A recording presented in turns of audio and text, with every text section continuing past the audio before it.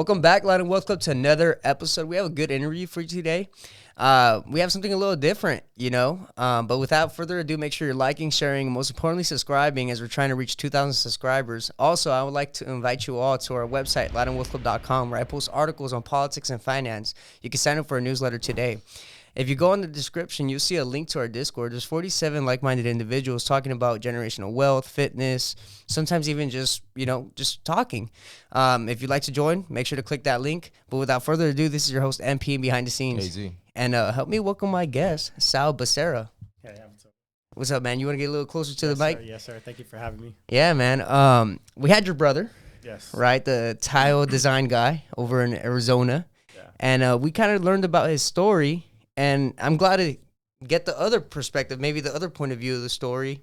And then also I want to really want to get into how your brother maybe started changing your mindset a little bit, because he was telling me how he was putting you on game while you're locked away, and how he started making changes in his life, but also trying to motivate you to make changes in your life. For sure.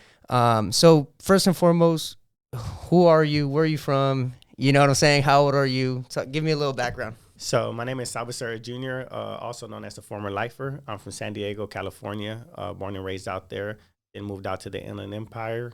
I'm 37 years old. Let's talk about the situation, bro, where you were sentenced to life in prison. I think that's something a lot of people can't imagine. And I think that's probably a slap in the face almost when maybe you're young. You know what I'm saying? You're young and you're looking forward to life. Yeah. Talk to me about that experience, bro. So my experience, I was involved in a gang case. Ultimately, I was sentenced to 15 years to life. I served 15 years in the prison system. I was 18 years old when I went in, and I was released in 2021. Wow. But did you leave anything behind? Like, did you already have like maybe a house, a job? Like, No, I was young, so I was very destructive. Okay. Just kind of focused on furthering the neighborhood and, that agenda. That mindset. Yes, Yeah. for sure. So you were like aggressive, like no one could look at you because you'd be like, what the fuck are you looking at type stuff? Very emotional. Gotcha. For sure. Were you just a lost and broken kid maybe at that time? I would say, ultimately through my journey of being in prison and all the self-help classes that I took and, having my relationship with God, I think he really showed me exactly what was going on. I growing up, it was like I was always angry, upset, and it's like I had a chip on my shoulder. And God showed me that it was because I didn't have my mom in my life. Okay. Growing up. So that just kind of gave me that fuel just to kind of be angry and just kind of run with the world like that. Yeah, like be angry at everyone and take out your anger at everyone. Man, yeah, I know your brother touched on that a little bit. I know he got acquitted of all charges. How'd you feel about, your brother getting acquitted, him going home, and then you staying in there? Like, what was maybe the mindset going on at that point? Were you kind of damn, like, why does he get to get home? Or were you more like, nah, my brother gets to get home, I'll just take this for the team? Oh, no. That was like, I was so happy, man. It was one of the happiest feelings, that I've ever felt. My baby brother, I love him. That was the goal initially, throughout the whole process. I was making it very clear that I was the one that committed the shooting. I was guilty. I was okay with whatever punishment they handed down. Does that come with the mindset? With the mindset as well. Like I wasn't afraid to go to prison. Prison is part of it. And it was, to me, it was an honor to go into the prison. It was like you're going to the Super Bowl type thing. Like maybe like it's like the big leagues now. It's like going to college. Oh shit. For you guys, like for that mindset, maybe when you're in that point of your time of life, right? Like you're just like fuck yeah. Yeah, it feels like that. Like now we're with the big dogs. Yeah. How many years did it take for you to find God, or maybe have a stronger relationship with our Creator? I say 7 years in. 7 years in. So 7 years you went without God. You were just kind of going with the flow in there, and then 7 years. Was there like a spiritual situation that maybe happened, or was it just you like looking for it? So initially, I've always had an idea of God and who God was, but my mindset and because of everything that I've gone through, I've always looked at God like, yes, he does exist, but he's not for us. So you never denied his existence. You just couldn't wrap your head around how God works in your life, in a sense. Exactly. Exactly. I would see my grandma cry and pray to candles, light candles, and, our circumstances and the way that we grew up. It was evident that there is a God, but for some reason he's not working. Gotcha. And when did you figure out maybe he wasn't working for you because you weren't maybe doing the right thing? Did you like what did you realize that, or what did you realize for you to be like, nah, you know what? He is for us. So initially growing up, see, I grew up in an era where my mom and my dad were selling PCP, Both of them. both of them. My uncles were involved in drug cartels and doing all that across the border. So I grew up in that time frame. So just imagine having a child and trying to raise them in that environment, right? As a kid, I look around and then you're just like, we're kind of cursed, you know? Like there's just a bunch of destruction and death.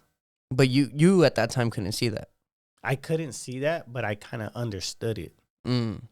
Because if that's you grow up and the point of a life is like, well, what's the point of? And keep in mind, I'm in San Diego.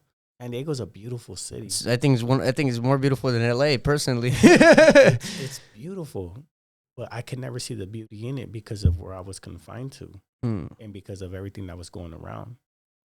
So ultimately, I'm incarcerated. It's 2014. Um, I'm supposed to bring some drugs in, and my visits didn't come through. So I end up going to the chapel. I've shared this story before where I go into the chapel and one of the brothers is preaching and he's preaching exactly on my lifestyle and what's going on in that present time. And he made it very clear, like, what if everything that you believe to be true is actually a lie? And everything that you believe to be a lie is actually true. And he made something like he said something that was very like spot on point. And he said, say you love your family, yet you put them in danger. Mm. So how is it that that's love, you know? Yeah. And it comes to the point where you just start to realize, like, well, maybe I don't know what the real definition of love is. Maybe I don't know what the real definition of caring for someone looks like, right? Yeah. And yeah, that was the beginning of it. I fought it for about 3 months, you know. You fought the That there's like the inner battle, mm, you know, the inner battle of self-reflection. self-reflection. It was scary. It was a scary time for me because everything that I believed to be was now exposed to be a lie, Yeah. and now I'm in prison. And it was just because one guy preached a couple sentences to you that really opened your eyes. For sure, I believe the spirit of God was working at that time to really like just kind of move things around in my life, you know. Okay. So did you automatically like turn to religion, or did you kind of continue in the lifestyle, but So I your commitment to God got a little stronger? so I continued in my life, but I had conviction now. And back then I didn't care. Mm. I would Okay. I would serve the drugs and I'd be okay. Like okay, I'm not feeling anything about it. Yeah. But now I had compassion. Mm. So I knew like, hold on, something's not right. I'm not the same heartless person I was. Yeah. And that was bothering me. Like what's going on? Like you're in your eyes, you're kind of getting soft. Yes. Yeah. Yes. So ultimately I made the decision to give my life to God and I let the homies know. I wrote them a kite on a paper because it was too much just to go door to door and let everybody know. Yeah. Yeah. So Yeah. I just wrote a kite, circulated it around the building, and I just let them know, like, hey, look, I no longer go by this moniker. I'm giving my life to God. And I hope you guys respect that. I love you guys. And it's what it is, you know? Did they respect your decision, or was there a lot of Uh, some did, but I did have a lot of opposition. yeah. Um, a lot of people were trying to figure out why did he give his life to God. Yeah, because they're questioning Right. your movement there. They're like, wait, hold Yeah. on, like Like that's the kind of weird. so their first train of thought was he either did something wrong and he's hiding from it.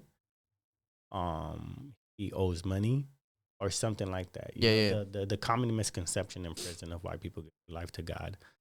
And I think over time, once they realized the genuineness and the realness about it, they respected it. Gotcha. So like they were like, nah, he's solid. Like Hmm. we check everything. There's nothing no foul play in a sense or For nothing sure. like that. And then they're just kind of like, all right, cool. But because I see a lot of people sometimes making fun of gang members that uh, turn to God. Hmm. They're like, "Don't you can't hide behind God," For sure. or now you're running to God, For and it's sure. like now you can't hang with us or nothing Mhm. like that. But with you, it might have been a little different because they seen you putting in work, but then they're like, "Wait, hold on, like now Yeah. he's changing." So like the 180 was a little For shocker sure. to them. I'm Yeah. assuming, right? But the thing is, like, yes, I understand that, but just a testimony in that itself, Yeah, when someone is in trouble and they run to that, they know who to run to for safety.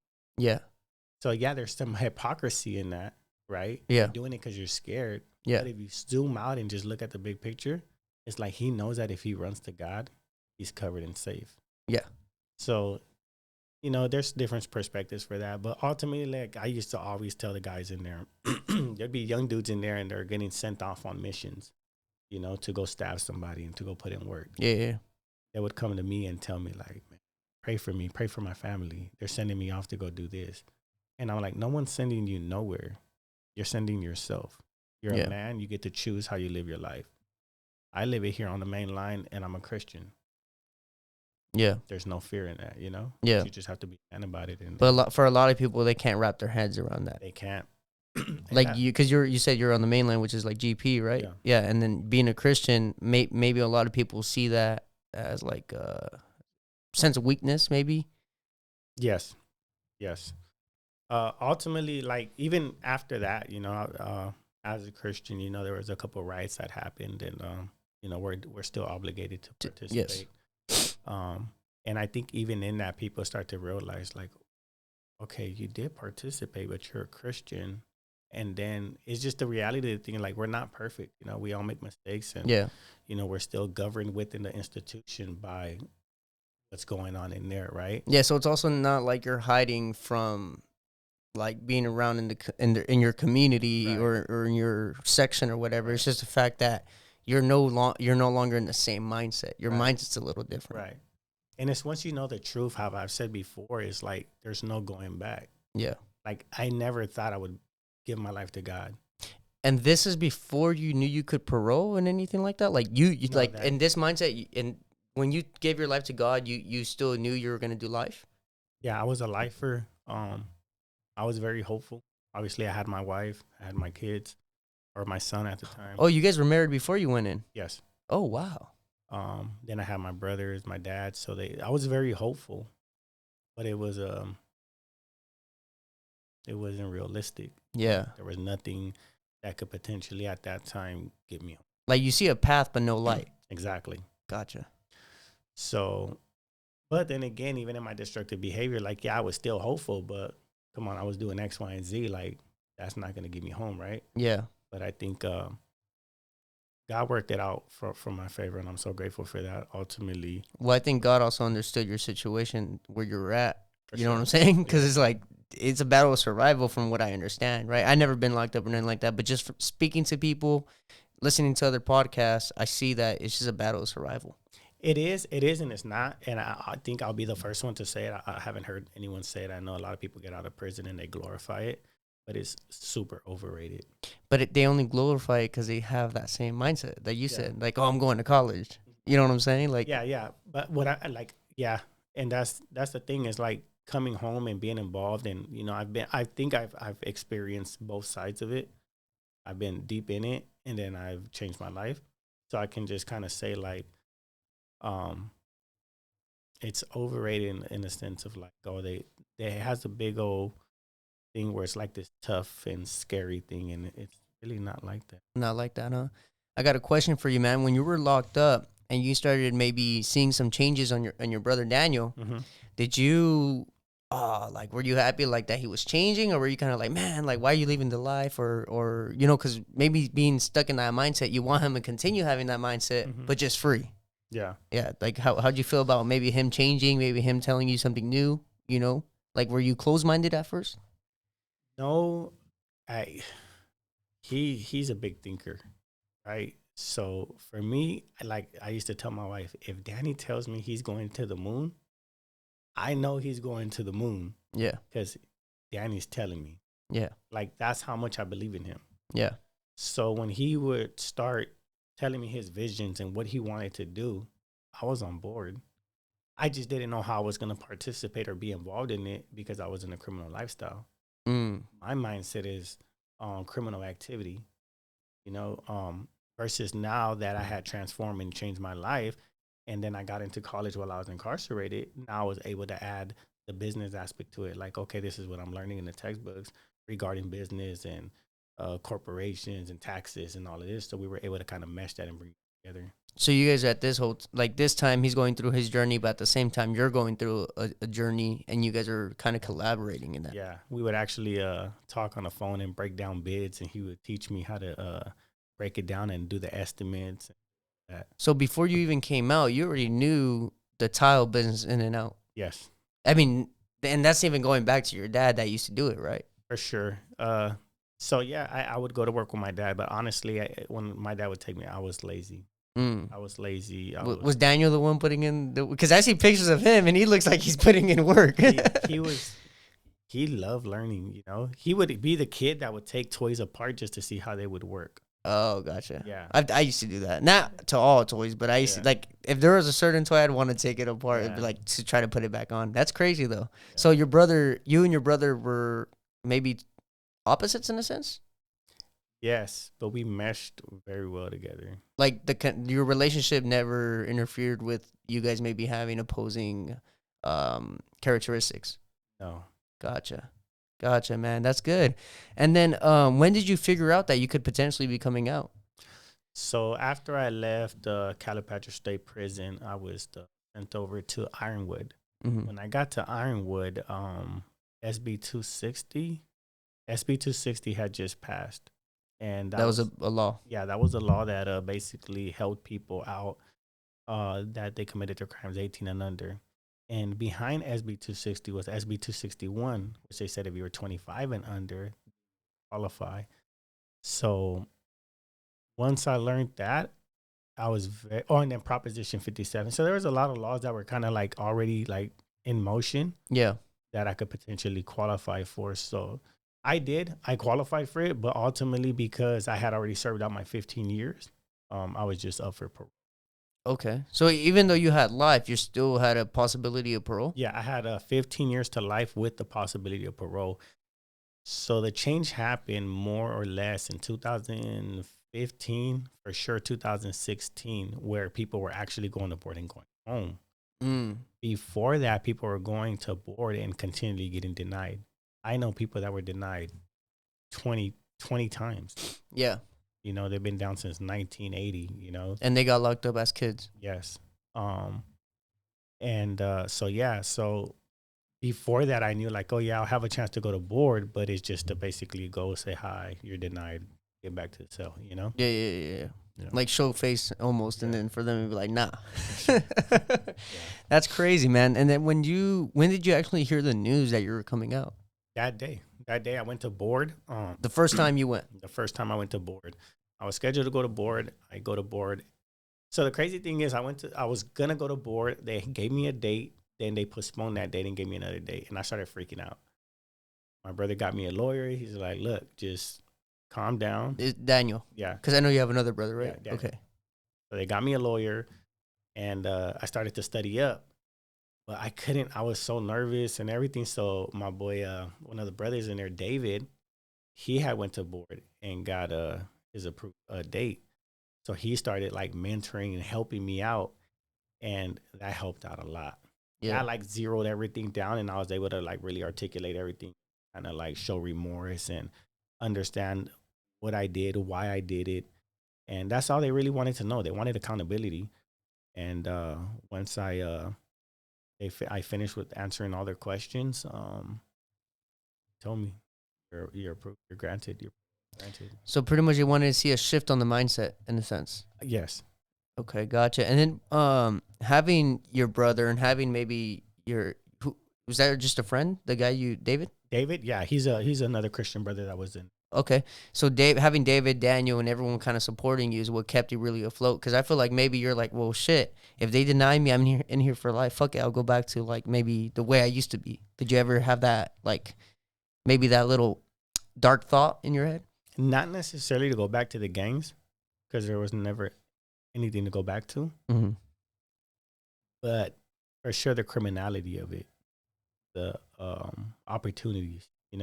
I know that before actually being granted parole, uh, I started to self destruct.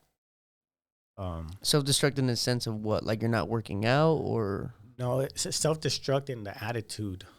Basically, like the careless mind. Yeah. Like once you don't care, you don't. Like I used to be like a switch. I don't have that medium. It's either all or nothing. Yeah. So for me, my journey was trying to figure out the medium. Like you don't have to go all the way 100. It's like, oh, screw it, then we're going all out. Yeah. You got to think logically. For sure. So I do remember before going to board, I started to self destruct. I had got into a fight, and I was right before board. That's unheard of. Who would do that? Yeah. And I started to realize like you're self destructing, and it goes back to a pattern of anger and everything, but also like self worth. yeah. You've been putting in all the work. Do you go to board, get denied, and then that's basically telling you like it's not good enough? Yeah. Prior to all this, was your family consistently visiting you and stuff like that? Yeah, for sure. So my family visited me often. My number one visitor, my supporter, was my wife and my son. Nice. No, and I think that's an amazing story, mostly because it's been 15 years, right? So I think it was probably tough on both of you guys in your relationship, and Sure. you guys probably really, really grew like glued up together, you know what I'm saying? Because I mean, 15 years gone away, dude, and you're away from your wife. She might be questioning like, is he ever gonna come out? Or Oh, yeah. you're kind of like, oh, is she being loyal or whatever it may be, right? You guys are probably going through a lot of headwinds. You know what I'm saying? Sure. But when you finally came out, man, was it like you time traveled? Because I know we kind of spoke about this off camera, but you went in there, and I think the only thing we had was what, like razors. You know what I'm saying? Like talking about phones, razors, and then you come out and there's a new iPhone. Yeah. Like how was the shift in society from your aspect? So, yeah, there's a lot of things that are different, and it's I didn't expect it to be this different. I know for sure the phones were, but even like being tech savvy, I still have issues with that. Like you rather call? Yeah, or like if I'm working on a project, I'm currently working on a curriculum. I would rather write it out, Yeah, to type it up and deal with Canva and doing all of that. My brother tells me all the time, just FaceTime me, we'll figure it out. And I'm like, I'm good. I'll just write it. Yeah. But yeah, I mean, that everything is just at that point coming home. I was mind blown. Like what's going on out here? Yeah. And was Daniel the one to kind of like lead you and be like, look, bro, this is how we're doing things now. This has changed, that has changed, and this and that? Yeah, he kept telling me, you okay? Like he just kept checking, how you feel? You good? You good? And I'm like, I'm good, bro. Like, It was just, but I'm sure like you're like a little kid, like traveling somewhere. You're like, damn, bro, all this is new or whatever it may be. Even though you probably been to those areas before, things are just different. For sure. I remember going to a Sam's Club and I seen the fruit, and I'm like, dude, this is so big. Like they were just huge, and I'm like, wow. But yeah, for sure. I have a question for you, man. When you came out, what was the first meal you had? We ate burgers. Oh, you that was what you wanted, or? Yeah, we actually went to a really nice restaurant out there in San Luis Obispo, and oh yeah, it was delicious. Oh, I mean, compared to what you were eating for 15 years, I'm sure you go in there, you're like, damn, anything's gonna be good, right? Yeah, for sure. Did your whole family go pick you up, or? Yeah, my immediate family for sure. Nice, bro. Now going to the former lifer, the name, and what you got going on now. How long did it take you from the release date to you starting your journey as an entrepreneur, or even trying to start your own thing as a tile guy? Mm-hmm. So my journey started off working with Sal Sons, which was my dad's company, and Daniel's company, my brother. Yeah. Um, and I was just doing that, but honestly, like it was very difficult for me because construction can go up and down. Yeah. Like Sometimes. demand. Yes, for sure, especially in a tile work. So I had that, then I had other jobs. So my journey was just kind of like in the construction, then out of the construction. And it was like a love hate thing. So there was times where I just quit. Like, man, you guys can have all my tools. I'm out of here. I would tell my dad or my brother. And would they try to convince you not to go? Like, Now they would just be like, all right, whatever. Like, yeah. Make you think about it in a yeah. sense. Yeah. And then I would go. I went to go get my Class A license. Just trying to figure it out. Like, what is it that I'm gonna do? Yeah. Like what do I do out here? But I also feel like you're freshly out and you're kind of desperate. Like desperate to really make a name for yourself in a sense. Just the successful aspect of it. Yeah. I do for sure. I want to provide a home for my wife and my kids. And then you have that pressure in the back of your head. Oh, So when yes. construction gets slow, you're like, fuck this shit. Yes. Yeah, I Like, get what you. do I do? Yeah. So like there was a time where I had an Amazon job. Yeah. And I'm over there delivering packages in this Amazon outfit, and I'm just like, I just got to do what I got to do. Yeah, of course. Like I got to get it, and then I'm adding up the numbers, and I'm like, it's not covering my overhead. Like I'm not gonna be able to do it. Yeah. Back to the construction. I need all my tools back. Like, are you serious? I need everything back. I got a job lined up. How was Daniel feeling about all this? He would just be like, bro, just stick to it. It'll pay off. And I'm like, I get that, but I guess like survival mode kicks in when the numbers aren't adding up. But thankfully, like I just been really focused on it. It's been working out. And I think this year the goal is to like just run with it through the whole year, and just really put all the efforts into it and launch it and successful in that area. And you have a parole officer? Yes, I do. What does your parole officer say about all this that you're doing nowadays? Honestly, I don't even feel like I'm on parole. I hardly see him. I should be getting off of parole on the 31st, which is Congrats. my brother's birthday too. So Oh shit! Yeah. Congrats, Daniel's. Yeah, Daniel's. This month? This month. The 31st. Nice. Okay. So I'll send him a text. Yeah, for sure. That's good, man. So now that you're in the tile business, what are your goals for this year? I know 2025. You had a little list that I seen you posted, and I think it's a good list, bro. You have a lot of things to accomplish. It looks like you've only gotten, I think, the first one done, right? Yeah. That's the main one. Yeah. Got first, just kind of just focusing on myself. Right now, I'm in a class at church. It's called Holy Warriors, and I just want to just internally be strong. Yeah. Just stay strong because when to tackle big goals, you into a lot of issues. Yeah. So one of the goals is definitely to launch the business this year. Hopefully I can get that going before summer. A tile business? A tile business. Or do you want to do specifically tile, or are you trying to do like maybe general construction? Just tile. Okay. Yeah, just kind of niche it down to that. Just simply because I like the craft. Yeah. It's a good job. It pays well, and yeah, it could be very fun. Nice, bro. And then how'd you come up with the name The Former Lifer? So we were talking, me and my brother talking, and we were trying to come up with all kinds of names, and I don't know, I threw it out there, and he's like, I like that.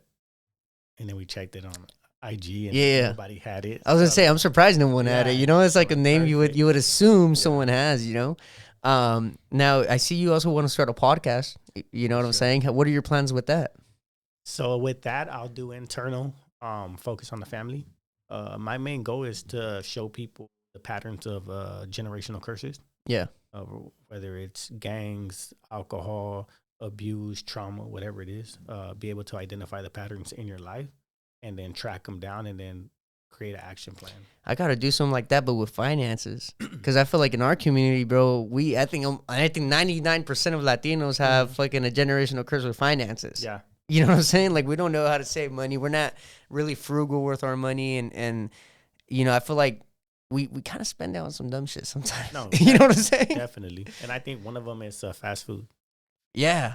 That's the worst. And the thing is that it's typically the men because they're working, so it's just easy for them. Yeah. But then it's like it's also on the wife that's supposed to like make the lunch, right? I mean, hey, now I'm not trying to make it right on all the ladies, but I'm just saying like if we had a teamwork here, we could save a lot more money, right? Sure. Yeah, no, I think that's one too, and I think also just being ignorant to investing. Yeah.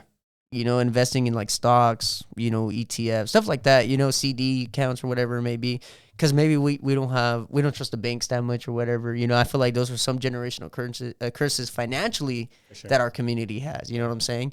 Now, do you go to Mexico, or have you been to Mexico, or I don't, and I can't currently. currently, right? Yeah. Okay. But after the 31st, do you plan on like going back to like maybe hitting your roots a little bit, or? So my mom lives out there. Oh, okay.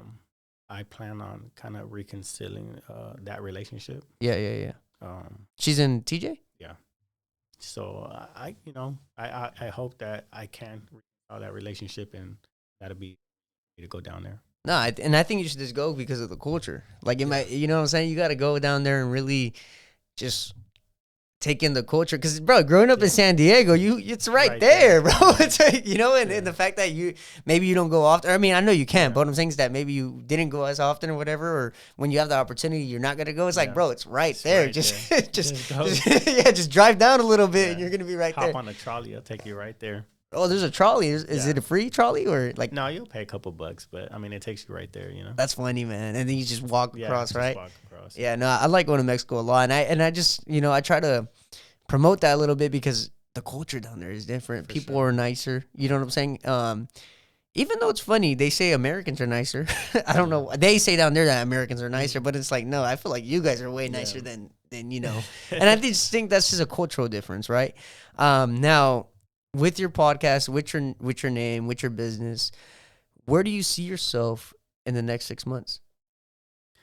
I see myself for sure running a business. I mean, you're already doing that, but do you see it scaling a little bit bigger? Do you see your clientele getting bigger? Do you see That's maybe the goal? The goal is to scale, to be able to get just be a provider, be a resource to people, be able to, so I can take care of the back end and do the walkthroughs and lock in the deals, and I can have people go out there and take care of business.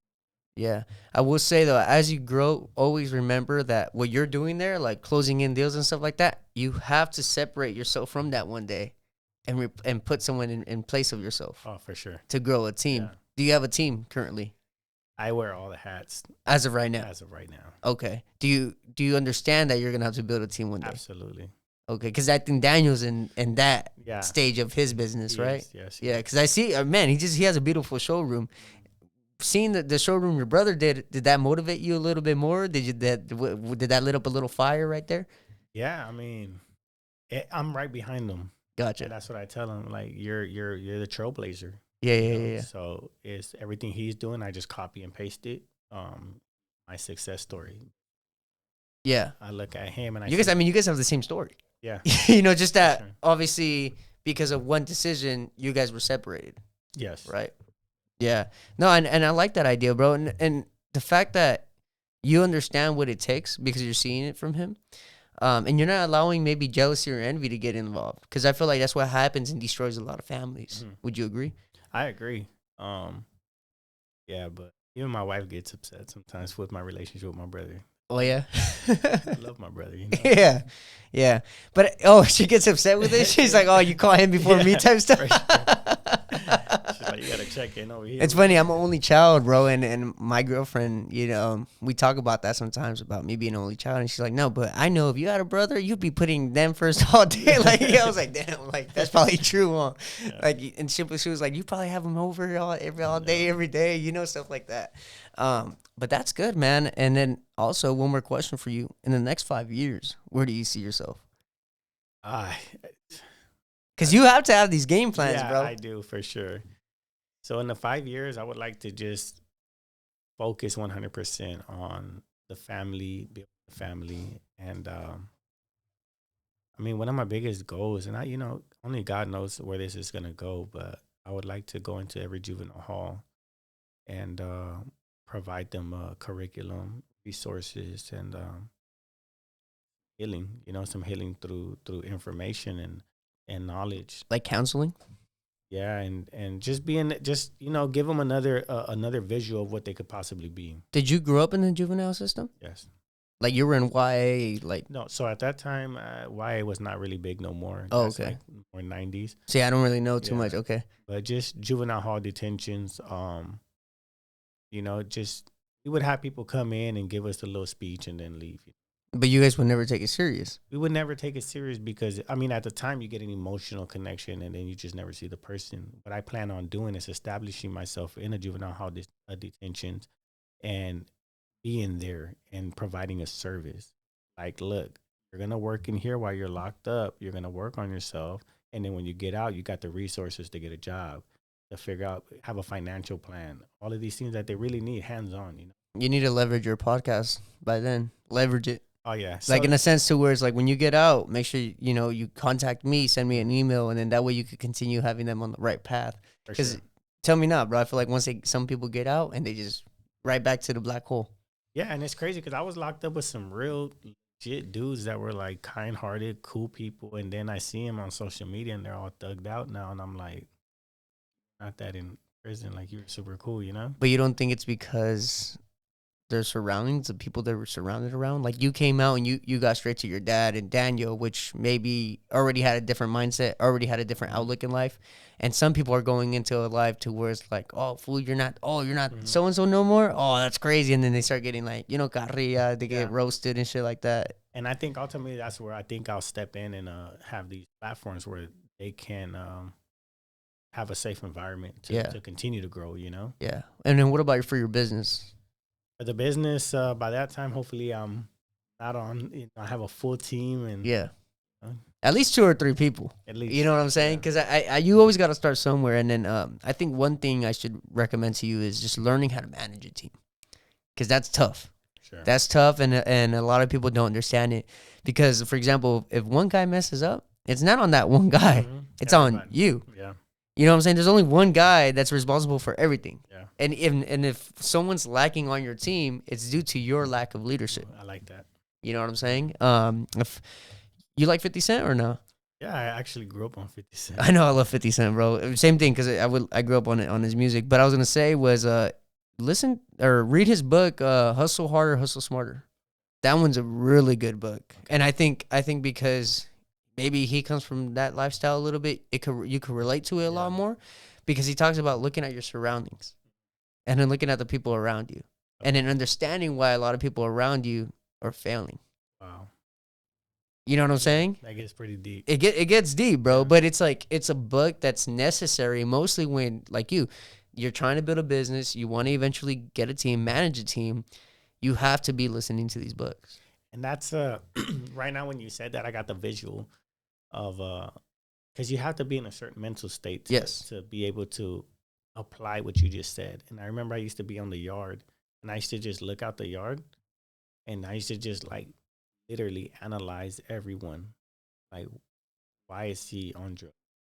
Why is this guy doing? Why is this guy doing this? And just kind of analyzing everything, like, okay, the successes and then the people failing and people getting in trouble, you know, stuff like that. So I can relate to that. Yeah, well, but now you got to see it in the sense of business and ambition. You know what I'm saying? Not only that, but I feel like the way a lot of Mexicans run, you know, their program or whatever systems in you know, prison. If you could run a group of people in prison, you could run a fucking Fortune 500 company. For sure. The same way you run those people in prison. I mean, just the tactics are a little different. You're not going to be as aggressive. You're not going to be fucking abusive neither. Mm-hmm. It's just more of motivation and like a mental thing. But if you could do that in prison but you could translate that to business, you'll win. Well, you know, I see memes like that all the time. If you could sell drugs, you could sell a product. If you could, you know what I'm saying? It's like, bro, a lot of the things that they do in there, they just switch their mindsets a little bit. They would be CEOs of companies. Absolutely. Because the same way a CEO runs a company is the same way a big dog or OG is running a bunch of people in prison. For sure. You know what I'm saying? It's just the mindsets, you know? What are you going to do, like any type of like maybe programs that you see out there to like try to get to that mindset? Or how do you think you're going to be taking steps towards that mindset? So I'm open, you know, to go to seminars and learn, you know. I'm just look right now, just kind of taking everything in and applying what needs to be. I think you should listen to my boy Andy Frisella, and listen to Andy Frisella and really look into his 75 hard program. Okay. Have you ever heard of it? Mm-mm. Okay, it's pretty out there, but look up Andy Frisella. Look up some of his like motivational shit. He's like cusses and stuff like that. I like, which I like. You know, I know some people don't. But his 75 hard program is it's literally only made for you to build discipline and then do the shit you don't want to do. I like that. And that's the only, I mean, I think, you know, you were in Hector Bravo's podcast, and I see that he has a lot of discipline. Oh, he does. You know what I'm saying? He's up at 3 a.m. every day. But what I'm saying is I see he has a lot of discipline, and for people to get to that level of discipline, I mean, this guy went to the military and stuff like that, but to get to that level of discipline, for a lot of people, they need to do a program like 75 hard. Mm-hmm. You know what I'm saying? Because a lot of people have never been through struggles of pushing themselves towards doing something they don't want to do. Right. You know what I'm saying? So yeah, if I could recommend something to you, bro, look up Andy Frisella and then look up his 75 hard program and then try doing the 75 hard program as you're building your business. Wow.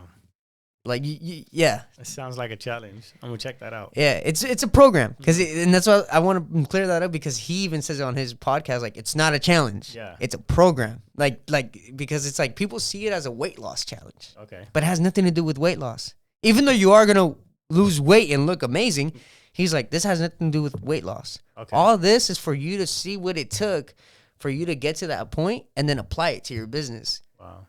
Like every tool and resource you're going to learn from this program, if you apply that to your business, you're going to win in your business. And then if you apply it to your life, you're going to win in your life.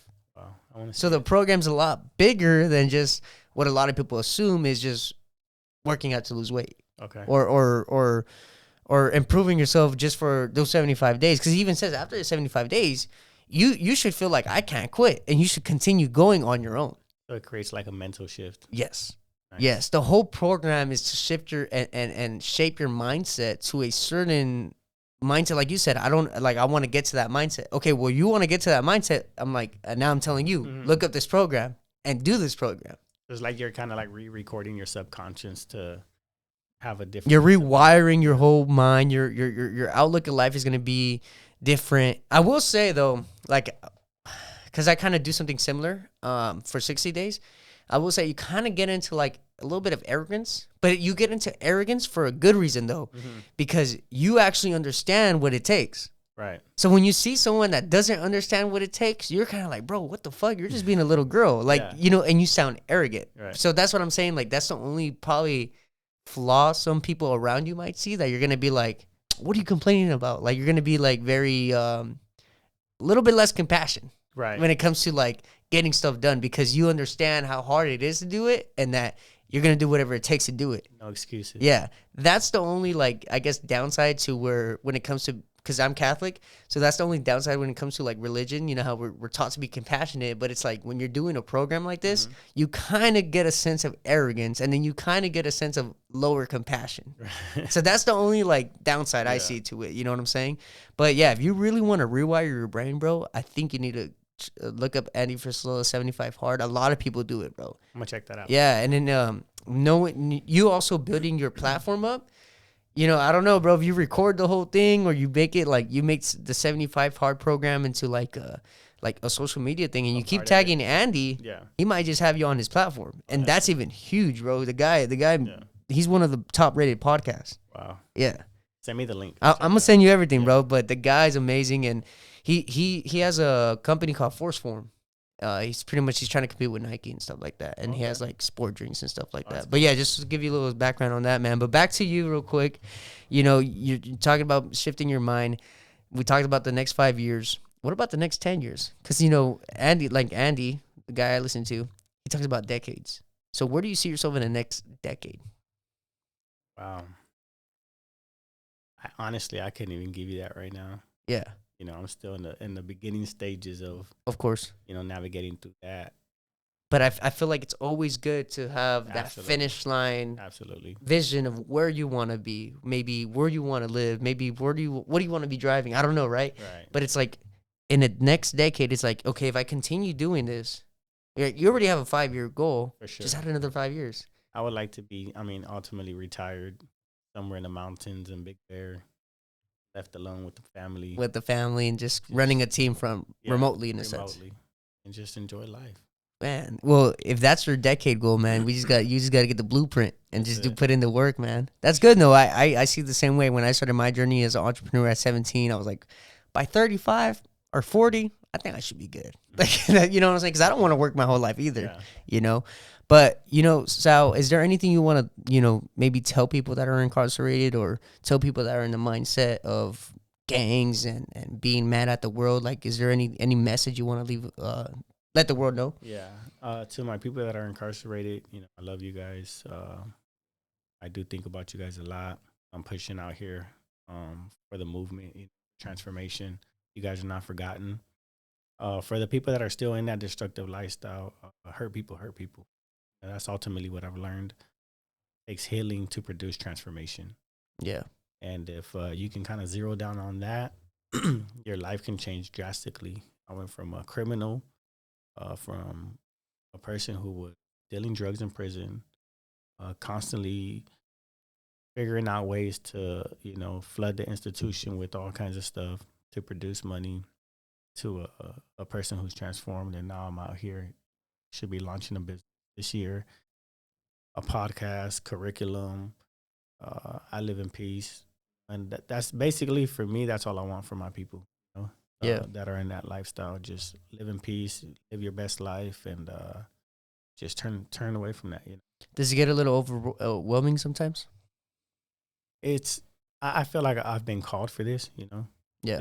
It's the pressure's been on since I was a kid. You know, it's just a different type of pressure. So when you get the pressure, you're kind of like, all right, I already, like, even though I'm feeling this pressure, I kind of already know what I need to do. For sure. Gotcha, bro. No, and I love the story, bro, and I love the mindset change. But yeah, man, if you really want to go out there and kill it, bro, I think you should really like look into those programs or just read more books. Yeah, you know what I'm saying? If you could send me the links on those. Oh yeah. Even like the current president Donald Trump, his books, like those mindsets, because I read some of his books, like The Art of the Deal. Mm-hmm. If you read his books, he actually asks you questions. Like that you answer, right? You write in a notebook, you put these questions down, you answer these questions, and then you score your own self. Okay. And then when you score your own self, he tells you, okay, well, if you scored this much, you're ready for success. If you didn't score this much, you're not ready for success. Oh, wow. So it's like these books, bro. Yeah, some people just look at the book covers and like, yeah, I'm not going to read that. But if you actually sit down and read some of this stuff, these people are giving you game and to how to rewire your mind or how to look at life or how to look at business a little differently. For sure, yeah. That's something that's huge. You know, you want to be able to, because that's what finances and then investing and all that. I know Daniel's been telling me XRP. Oh, you got that from me. I'm the guy. Like, I had told him like when he came on. No, yeah, he was late. He got in late. No, but he was telling. Remember, he was telling. He's like, should I put like a couple? I'm like, bro, just do it. Like, trust me. And he didn't trust me. And then he seen what happened. And then he was like, oh fuck. So funny story is, when I was locked up, he ran Bitcoin by me. Okay. Like, what do you think, bro? And I'm like, that sounds stupid, bro. I blew it. Yeah. At that time, do you remember the price? It was nothing, bro. It was nothing. And he's like, bro, this is going to be the future. And at that time, I support him in everything, but that just sounded way out. And I'm like, what? That just sounds crazy. Sounds like a scam, bro. Yeah, like, yeah. I don't do it. It's just dumb, bro. We'll figure out other ways to make money. And the funny part is now the whole world is shifting to it.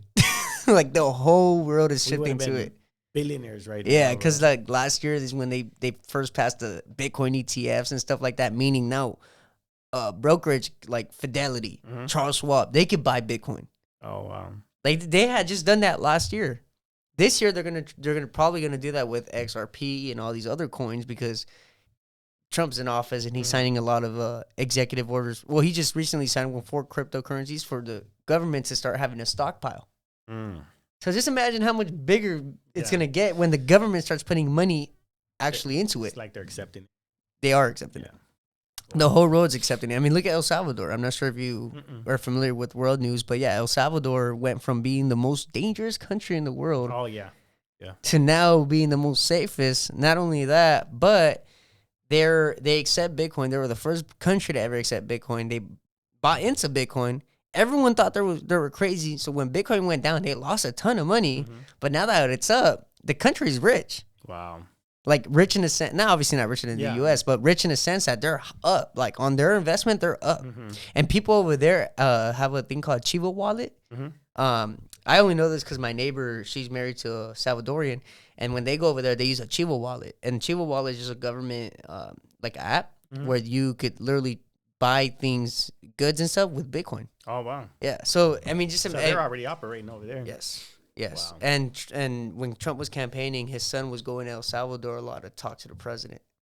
So if we're gonna lead to a point where the U.S. is gonna be, you could go to the gas station and either use U.S. dollars or Bitcoin or any type of cryptocurrencies. I mean, it's just you might as well get in now. Yeah, you know what I'm saying in a Stack sense. up. But then I also understand, like in your aspect, you know, for a lot of people, investing is not on their mind now because you're more focused on your business. Yeah, I mean, one thing that it is on my mind is to get life insurance. Oh, you want to do term or you want to do whole life? I don't know exactly how it works. Do term. Yeah. Do term because, okay, so I learned this and I learned both. I should think whole life was better, but whole life is more for like if you don't know how to manage your money. This is like for your typical Hispanic family that does not know how to run their finances. Give them whole life because yes, like even though it's not as much cash value, they don't even know what to do with that cash to begin with. So you might as well just manage everything for them. Right. But with term, you're just buying 15 years of life insurance, right? But the difference is like with whole life, let's say you're paying $400, right? But with term, you're paying 150. With term, agent's going to tell you, no, we're going to still charge you $400, right? The 150 is going to your life insurance. The difference, which is 350, is going to go, or I'm saying 250. 250 is going to go to investing. We're going to open a investment account for you, stock account, and we're going to invest into these stocks.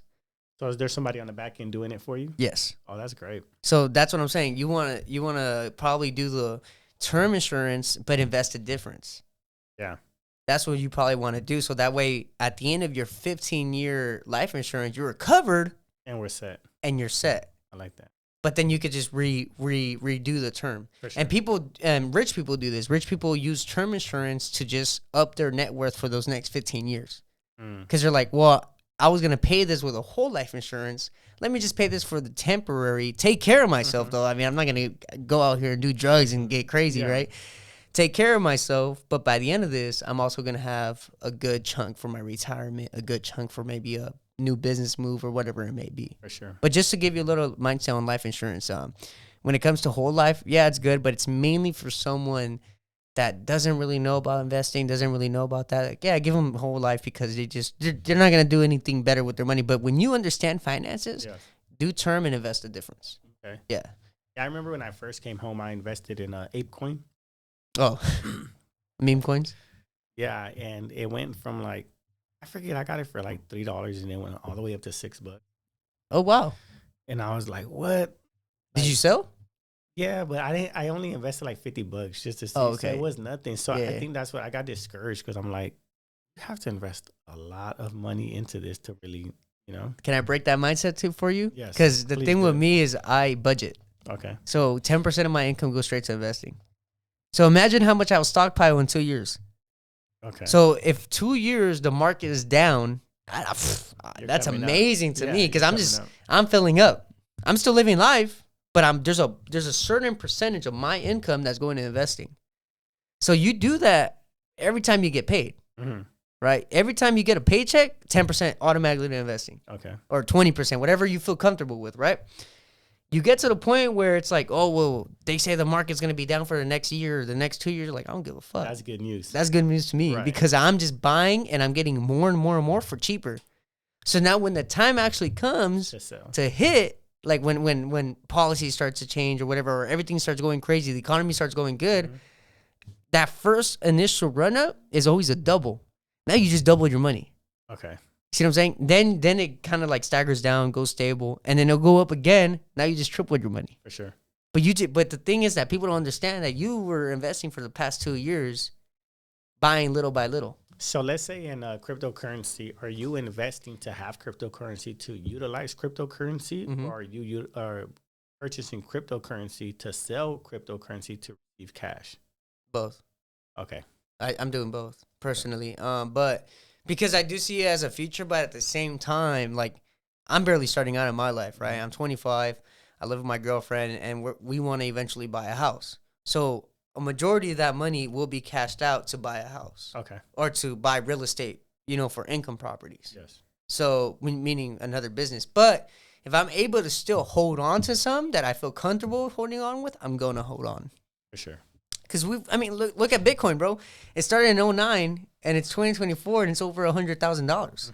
And it started under like $5. Yeah. They're like way under $5, bro. So sorry, Danny, if you're watching this.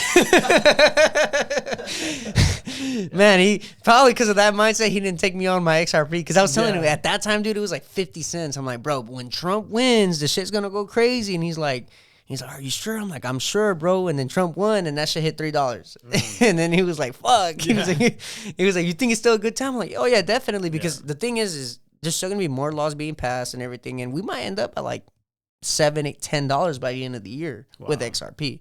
That's just projections, just from research and stuff like that. But at the same time, I was gonna tell you, like ApeCoin, for example, I would recommend for you to only buy things that you think are gonna be used in real life. Right, because that was like digital currency, right? Yeah, or something like that. XRP like is actually going to be used by banks. No, I'm sorry. The ApeCoin was for the. I don't really know too much. For the NFTs, right? NFTs for the NFTs. For so the NFT. Well, you got to also remember NFTs are like art. So the only people that buy art are rich people. Okay. Yeah. And money launderers. Huh? And money launderers. Yeah, literally. That's how they wash money, right? For But the best way I could tell you to look at cryptocurrency is real use case scenarios, right? XRP has already partnerships with American Express, with Swift. These are people like MoneyGram. I'm sure you've heard of MoneyGram. So they have partnerships with MoneyGram. They move money from MoneyGram. Oh, wow. Yeah. Obviously, MoneyGram puts their fees on top of their fees, and then that's how they make their money. Sure. But they use the XRP ledger. Interesting. See what I'm saying? Yeah. It's real use case scenarios. Right. And then if I'm not mistaken, I think the Bank of Japan this year will be using XRP. Oh, nice. Like their blockchain. So the whole point is for you to invest in things that you're seeing are actually making moves to be used in real life. Right. Because I will be honest with you, like 90% of cryptos out there are scams and they will be gone in the next 10 years. And that's the scary thing about it. That's the scary thing about it. But when you see XRP locking in deals with American Express, with Japan, and it's like it's certifying it. You know what I'm saying? They're already making moves. As for Bitcoin is going to be more as like gold, as a store of value. Okay. Because with Bitcoin, there's only going to be 21 million. So if you own one Bitcoin and all 21 million are out, you know what I'm saying? Wow. The supply to demand is going to be crazy. And keep in mind, I think there's like, 20 million already out? So there's only 1 million left. So if you're able to buy one whole coin, you're probably going to be set. And how much is one whole coin? Well, no, 100,000. yeah. But I'm saying back when Daniel probably told you guys could have probably put $20 and bought 4. I'm not sure what year that was. What year was it when he? Let's not even talk about that no more.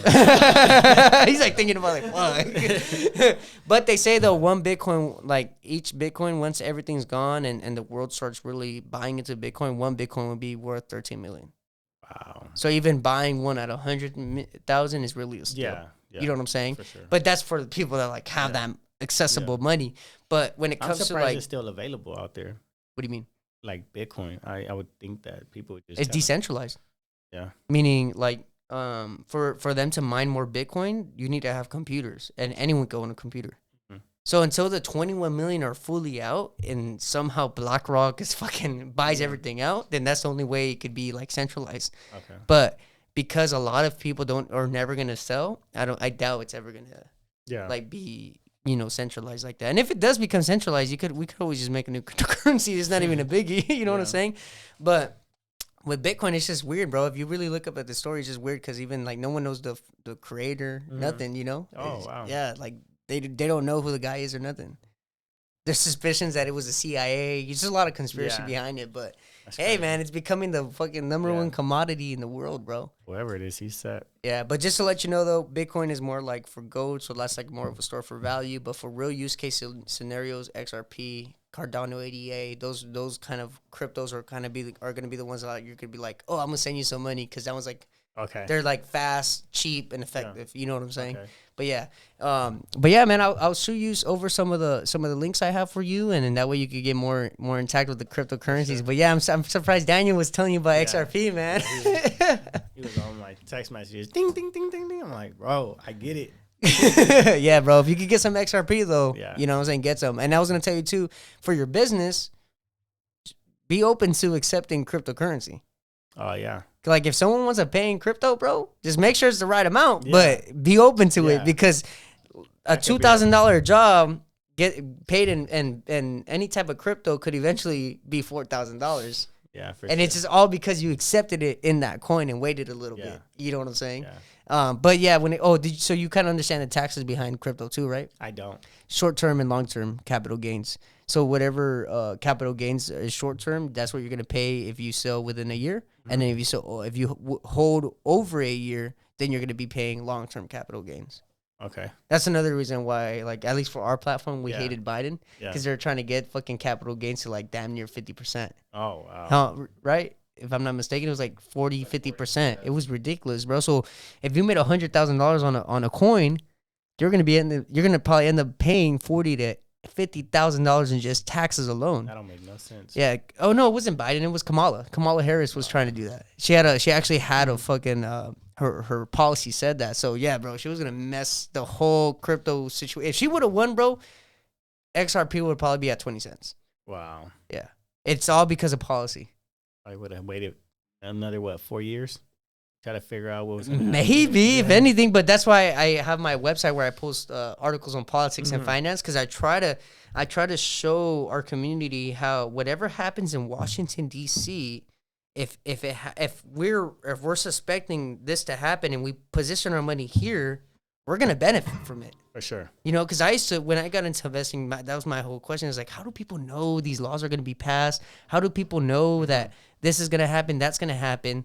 Well, it's because they're being aware of articles that are coming out, and they're just listening and being open-minded to it. Right. You know what I'm saying? Right. But yeah, man, with that being said, though, any final words before we end this? Now it was nice to meet you. Thank you for having me on, man. Appreciate you. Yeah, I appreciate you, man. I appreciate the story, bro. I know Yeah, for sure.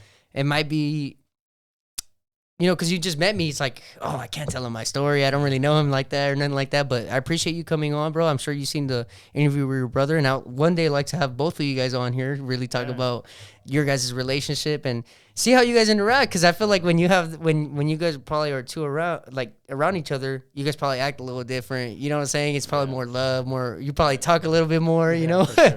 But with that being said, I'm money in, no money out. Stay dedicated, stay motivated. And we'll see you on the next one, Latino Wealth Club. Don't be a little bitch. Yes. Oh, yeah.